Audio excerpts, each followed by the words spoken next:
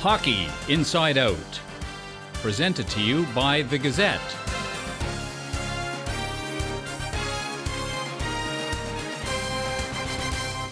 Welcome to the Hockey Inside Out show. I'm Stu Cowan, joined today by Chris Nilan, Jack Todd, and the newest member of the Gazette Sports Department, Christopher Curtis. Chris, only in Montreal, a team comes home from a 3-1 road trip to start the season, and there's like a sense of panic after that 7-1 loss in Tampa. Is there a reason for concern? Well, that's Montreal. Expectation level is so high. PK's getting too much money. They should have lost all 4 games. It's early in the season. Yeah, it wasn't good the other night what happened in Tampa Bay. But you knew Tampa was going to come after being swept last year 4-0 in the playoffs. Ben Bishop was out last year in the playoffs, which is a big difference, and they had something to prove. They played well, and then you come back here and people are just it's a little much this early in the season. Yeah, anybody that's played a game, any kind of sport, there's a certain point where it starts to feel like the floor is tilted, or the ice rate, and it's tilted against you, and everything just starts going away. The harder you try, the more you screw up. I think it was just one of those kind of nights, and you got to throw it out. I was listening to an RDS show yesterday. They were all over Gilbert, of all people. Yeah. You know, I mean, come on. It's like Steven Stamkos was the one tilting the ice. Yeah. If his name was Gilbert, though, it would have been no problem. I don't know about you guys, but I'm going to sell all my Canadian stock. It's all over, man. It's all over. Sell the kids. Steer the ship into the iceberg. Let's at least die now. It's over. I know, I watched 4 games into the season. Everything is decided. I watched part of the game in a pub with some buddies, and it was 5-1. They actually changed the channel and put it to Monday Night Football. Oh, Jesus. It was only in Montreal. We're 4 games into the season. We've already had the parade along the usual route and complete panic, trade Subban, fire Terry, and all. And what? We're not even 2 weeks in. No, I know. Well, one of the things, maybe there is a reason for panic, Chris. The power play is 0 for 14. You've coached before. What would you do to fix this thing? Well, I've coached, I've played on it, but still, here's the deal. When you get a lot of good players like they do on the power play, who can pass the puck and receive the puck and shoot the puck, they overpass all the time. They never penetrate the box either. You see them a lot stay on the perimeter. Sometimes they'll shoot a guy in front of the net, and then he'll get on the outside again. They overpass the puck. The 3 guys up top, Markov, Subban, Pacioretty, are all dangerous shooting, but they're not shooting the puck. You got to try and work it low sometimes, switch things up. You got to get shots to the net and get some ugly goals. Try and change that power play around like that. You're never gonna be successful if you stand stationary and just move the puck. It's not gonna happen. You get some big bodies in front of the net too. Oh yeah. Well, the one big body is never gets closer than an area code away from the net is Max Pacioretty. I thought he had a very soft game against Tampa. I mean, the loss wasn't his fault either, but, it's an ongoing theme with him. He'll get you your 39 goals, but, he'll never be within 39 inches of the net. He almost looks like the small guy in that line with Desharnais and Gallagher. Desharnais and Gallagher are crashing the net, and he's sort of on the perimeter. I don't know, Chris, what's your thoughts on him? I think he gets inside his own head. Like, when you talk to a lot of these guys, maybe the most successful ones don't overthink it. And Max Pacioretty almost has this like dark night of the soul psychology to him. When things start going wrong, it's like, there was nothing left to burn, so I set myself on fire. He's like, he tends to be like a guy, when he gets on a bad streak, he really starts to overthink. Like, he scored a goal in Toronto. How did he score the goal? He went to the net. He got around the defenseman. He got close to the net. He shot the puck. I think it's what's happening now is, he's overthinking it. He's getting in. But I wouldn't know. I'm not a 39-goal scorer in the NHL. Again, only in the NHL, or only in Montreal would a guy who scored 39 goals be taking this heat. Is it justified, Chris? What are your thoughts about it? Well, it's early. Again, it's early for everybody, and I want to see Max do well. Everybody wants to see him do well. I know he's hard on himself when he doesn't score. He gets frustrated. He's got to get focused again and get doing those things that made him successful last year. Getting in the holes, driving wide and going to the net, going to that post with the puck.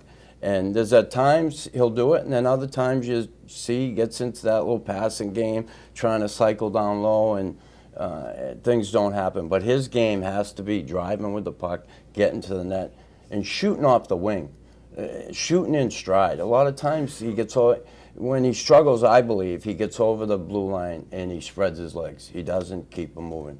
That's a big thing for Max If Pacioretty. you had his size, you might have scored 50 goals. Maybe 30. This team comes back, Jack, you're 3-1. They easily could have been 0-4. To me, that's a sign of the character this team has, and Marc Bergevin, the team that he's built. Yeah, it is, and it's, you know, I've applauded before those little tweaks that he makes. You know, it's a guy who still hasn't pulled off a blockbuster deal here and may never do it. He seems to get just the right guy or two, the right combination, guys, the kind of lineup that Therrien wants. But the whole leadership thing there around Plekanec, I see now why my mentor Pat Hickey was saying Plekanec should be the captain, because this guy, he's been doing it without credit for 11 seasons here. Now I think he's finally beginning to get some credit, but that's a huge difference. I saw some stats the other day, which stats go in one ear, not the other with me, but there's a huge shift this season because Malhotra being there with the offensive zone faceoffs. All of a sudden, 2/3 of his faceoffs are in the offensive zone instead of being in the defensive zone. Changes the player. 30, I think 70% of the time he took faceoffs and he started in the defensive zone, and that's going to change with Malhotra. It has to, and it's going to allow him to add more offense to this team. Chris, you're a new guy around the locker room this year. What's your thoughts about this team, the way things are looking? I think Plekanec is a good example of, he's always been a fast starter, and he's a very opportunistic player. And now you're giving him guys who will put him in these situations where he can score, where he can set up a play that's going to be a scoring play. So he's incredibly opportunistic. If you look at his goals, it's always some second shot. He's moving, he's creating chances. Even on the on the penalty kill, he's doing stuff that is going to create a turnover and get the puck in the other end. Now you give him two wingers that aren't just sort of like the odds and ends. These are two guys, or at least Galchenyuk, who will probably be along his side the entire season. Like, here's a guy who's going to get you some space, and here's a guy who is obviously burgeoning. And it's not just like, Plekanec, you take the rest. You never complain. he works his butt off. That's one thing. And we'll be right back at work after a short break here.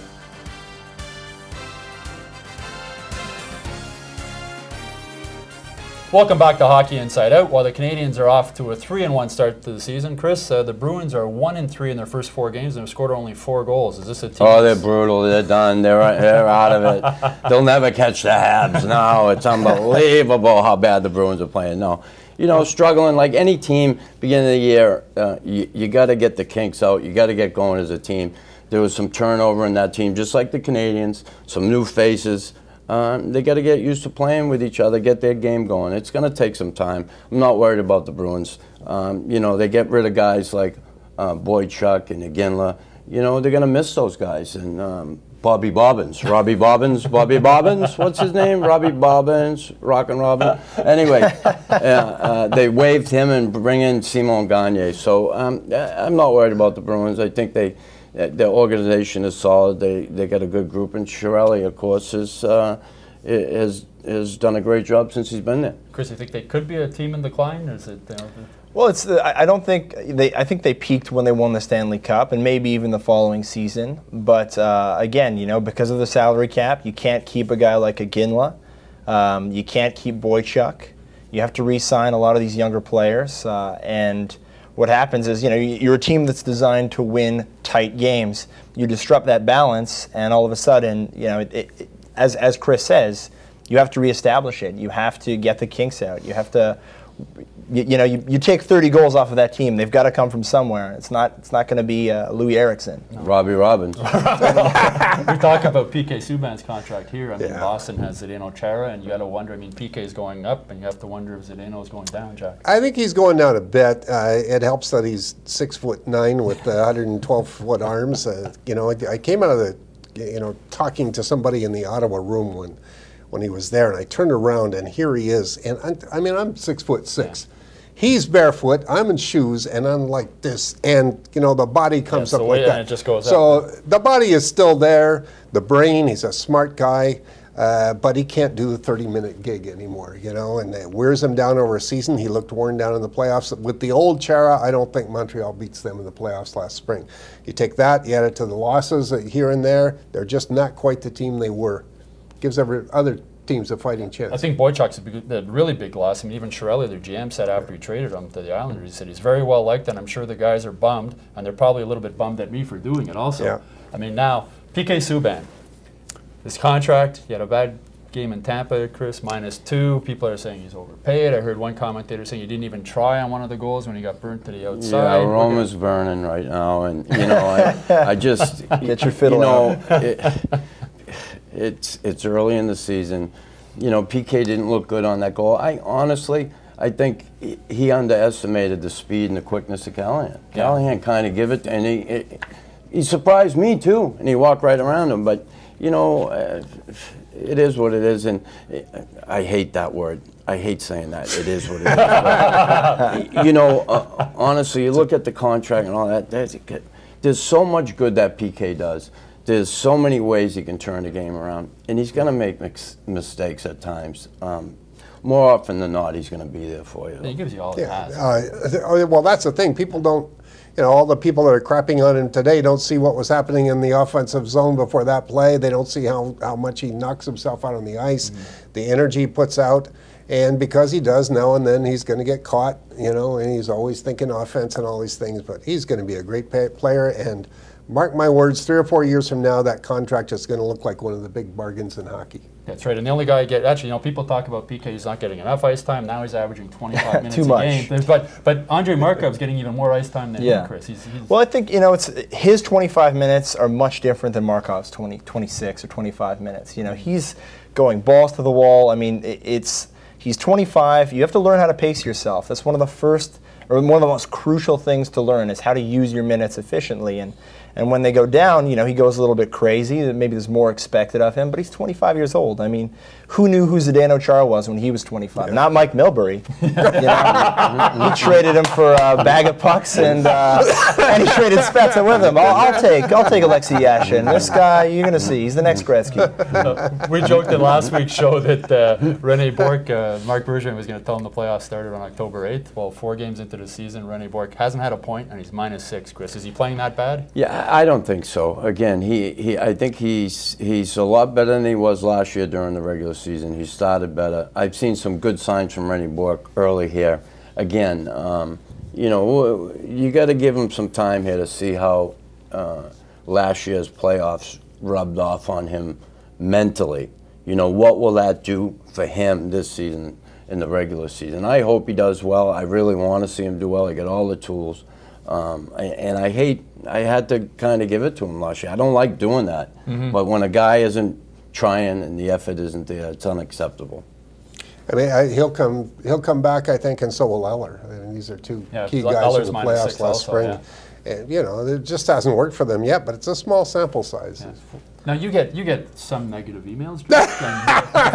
Jack, you want me to pull out my 1,000-page document here? You must be feeling a little bit of redemption. I know you've been a Thomas Plekanec fan for a long time. Yeah. He's what a start. The captain. Loved the guy since he came here, and I'm not at all shocked at what's happening because his role has changed. He's got a couple of great offensive line mates now, and he's not forced to spend 2/3 of his time taking defensive zone faceoffs because they've got Manny Malhotra. They've freed him up, and I think you mentioned before Bergeron is the best two-way player in the league.